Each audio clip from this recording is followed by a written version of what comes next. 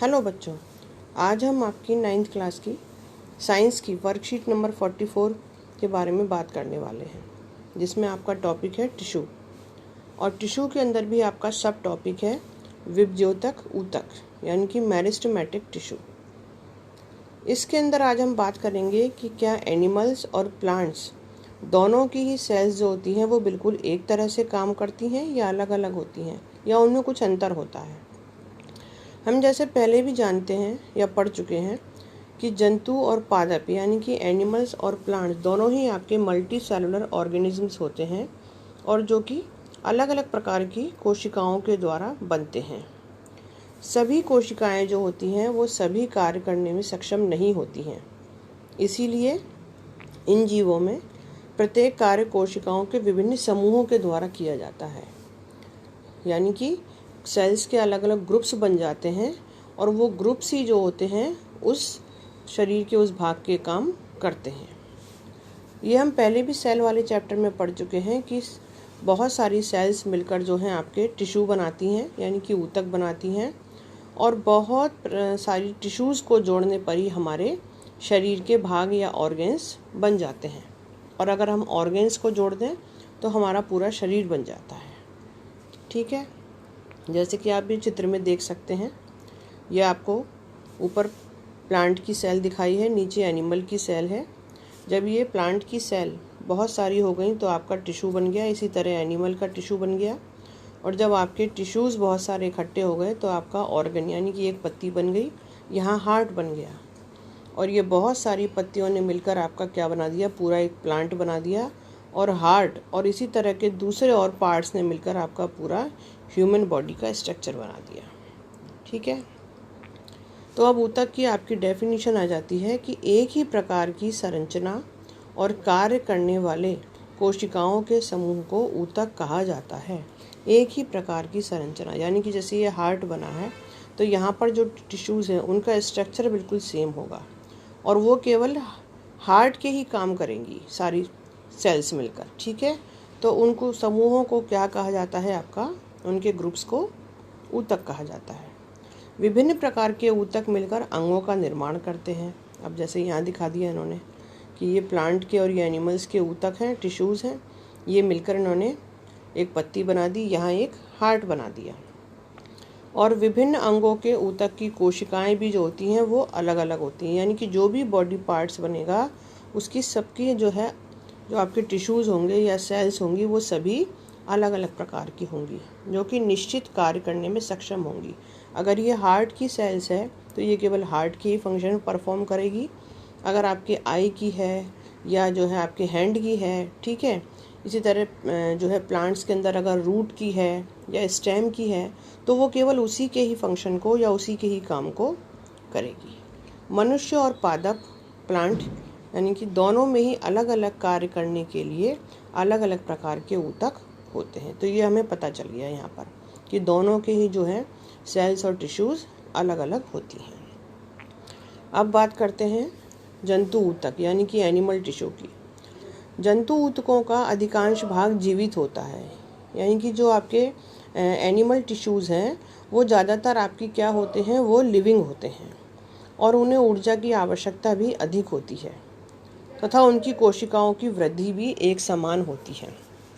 क्योंकि वो लिविंग होती हैं तो उन्हें अपने सारे जो है बॉडी फंक्शंस परफॉर्म करने होते हैं, और उसके लिए उन्हें बहुत अधिक ऊर्जा की आवश्यकता होती है। ठीक है, और इसी कारण क्या होता है, उनकी कोशिकाएं भी जो होती हैं वो ग्रोथ करती रहती हैं, लेकिन एक समान बिल्कुल। दूसरा आप कह रहे हैं आपका प्लांट टिश्यू। पौधे जो होते हैं वो स्थिर होते हैं, यानी कि वो एक जगह ही खड़े रहते हैं, इसीलिए उनको सहारा अधिक चाहिए होता है। तो जो उनको सहारा देने वाली या सपोर्ट देने वाली जो जितनी भी उनकी जो सेल्स वगैरह होती हैं या जो टिश्यूज़ होते हैं वो सब क्या होते हैं, डेड होते हैं, मृत होते हैं। इसीलिए पौधों में वृद्धि भी कुछ ही क्षेत्रों तक सीमित रहती है। तो जो उनके अंदर ग्रोथ होती है वो भी जो है कुछ लिमिटेड पार्ट तक ही होती है। उन्हें ऊर्जा की भी बहुत कम आवश्यकता होती है क्योंकि ये डेड होती हैं। पौधे में कुछ ऊतक जीवन भर विभाजित होते रहते हैं। कुछ टिश्यूज़ जो होते हैं प्लांट के अंदर ऐसे होते हैं जो जितना बड़ा पेड़ होता जाएगा वो तब तक उनके अंदर डिवीज़न चलता रहेगा।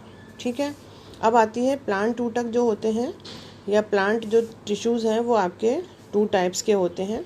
एक हो गया आपका विभज्योतक ऊतक यानी कि मेरिस्टेमेटिक टिश्यू, दूसरा होता है आपका स्थायी ऊतक यानी कि परमानेंट टिश्यू। इनको 2 पार्ट्स में डिवाइड कर दिया गया है। अब बात करते हैं हम मेरिस्टेमेटिक टिश्यू, जो कि आज हमारा सब टॉपिक है।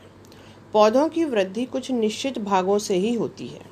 जो प्लांट की ग्रोथ होती है, अगर कभी आपने देखा हो छोटा सा पौधा आपको बढ़ता हुआ नज़र आएगा तो आप देखेंगे कि कहीं जो है उसकी इधर से लीफ निकल आई है या कहीं ऊपर जो उसकी टिप है वो थोड़ी सी उसमें ग्रोथ हो गई है। ठीक है, अगर आप उसको ऑब्जर्व करते हो प्लांट को, ऐसा विभाजित होने वाले ऊतकों के कारण ही होता है। वो किस लिए होता है? क्योंकि उसके अंदर क्या होती हैं, डिवाइड करने वाले टिश्यूज़ होते हैं, उसके कारण उनके अंदर डिवीज़न होता रहता है और वो प्लांट की ग्रोथ होती रहती है। इस प्रकार के ऊतकों को विभज्योतक ऊतक कहते हैं, जिनके अंदर डिवीज़न होता है। मेरिस्टेमेटिक टिश्यू ये 3 प्रकार के होते हैं आपके: शीर्षस्थ विभज्योतक, अंतर्विष्ट विभज्योतक और पार्श्व विभज्योतक। शीर्षस्थ विभज्योतक को हम कहते हैं एपिकल टिश्यू। ठीक है, और ये पौधों के जड़ एवं तनों के वृद्धि वाले भाग में ही प्रेजेंट होती हैं। वृद्धि वाला भाग कौन सा हो गया? जैसे कि स्टेम की बिल्कुल ऊपर की टिप हो गई, आप इस डायग्राम में देख रहे हैं, बिल्कुल टॉप पर लिखा हुआ है शीर्षस्थ। इसी तरह से जो प्लांट में नीचे रूट होती है, तो जहाँ रूट बिल्कुल एंड ज़मीन के अंदर होता है, तो वहाँ पर भी जो उसकी टिप होती है, वहाँ पर आपकी ये वाली सेल्स, ये वाले आपके ऊतक टिश्यूज़ प्रेजेंट होते हैं। इन्हें हम कहते हैं शीर्षस्थ यानी कि एपिकल टिश्यूज़।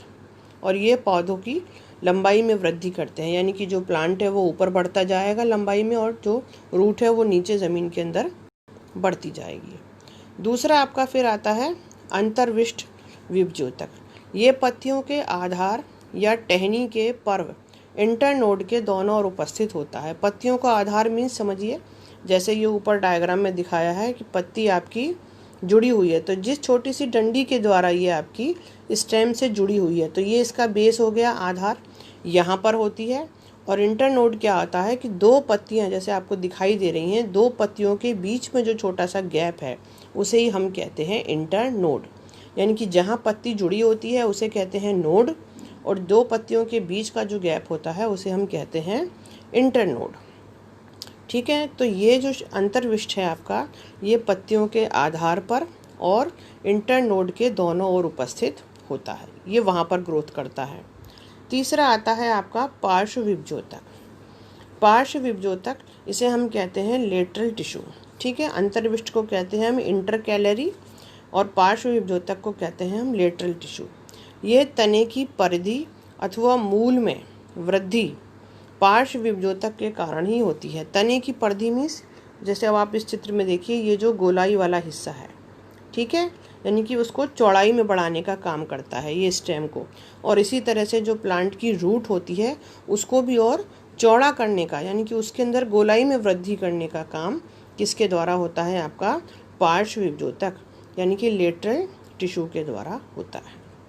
तो ये समझ में आ गया आपको कि विभज्योतक ऊतक यानी कि मेरिस्टेमेटिक टिश्यू वो होते हैं जो कि पौधे के कुछ निश्चित भागों तक ही जो है वृद्धि करते हैं, और ये ऐसा विभाजित होने वाले ऊतकों के कारण ही होता है। और इनको 3 भागों में बांट दिया गया, या इनकी 3 टाइप्स हो गई आपकी। कौन कौन सी हो गई आपकी? एपिकल टिश्यू, ठीक है, उसके बाद आपका इंटरकैलरी, और थर्ड हो गया आपका लेटरल टिश्यू।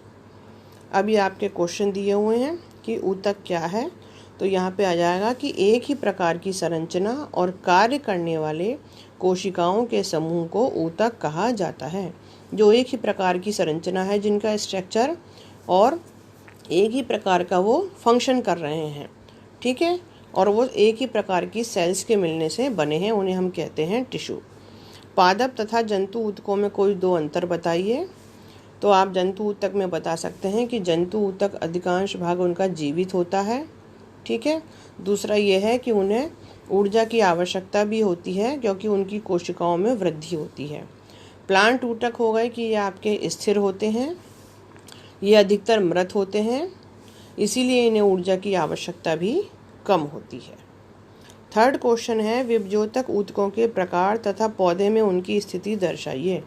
तो आप ये बता सकते हैं कि ये 3 प्रकार के होते हैं, शीर्षस्थ, अंतर्विष्ट, पार्श्व, और ये डायग्राम दिखा सकते हैं। और फोर्थ है विभज्योतक ऊतकों के कोई 2 गुण बताइए। तो आपके जो है यहाँ पे ये विभज्योतक ऊतकों के गुण दिए हुए हैं कि इन ऊतकों की कोशिकाएं निरंतर विभाजित होती रहती हैं, इनके पास बहुत अधिक कोशिका द्रव्य होता है, जो ये वाले होते हैं आपके टिश्यूज़, पतली कोशिका भित्ति, क्योंकि ये प्लांट की बात कर रहे हैं तो प्लांट के अंदर हम पढ़ चुके थे सेल में कि सेल मेम्ब्रेन के बाहर एक और मेम्ब्रेन होती है जिसे हम कहते हैं कोशिका भित्ति। तो इसीलिए यहाँ पे इसमें पतली कोशिका भित्ति होती है, स्पष्ट केंद्रक होता है और इनमें रसधानियाँ नहीं होती हैं। ठीक है, वैसे हमने पढ़ा था प्लांट के अंदर वैक्यूल होती है, लेकिन यहाँ पर ये कह रहे हैं कि इसके अंदर वैक्यूल नहीं होती है, साइटोप्लाज्म होता है, ठीक है ना, सेल वॉल होती है और स्पष्ट केंद्रक होता है और ये लगातार विभाजित होती रहती है। ठीक है, ये आपका आज का टॉपिक ख़त्म हो गया।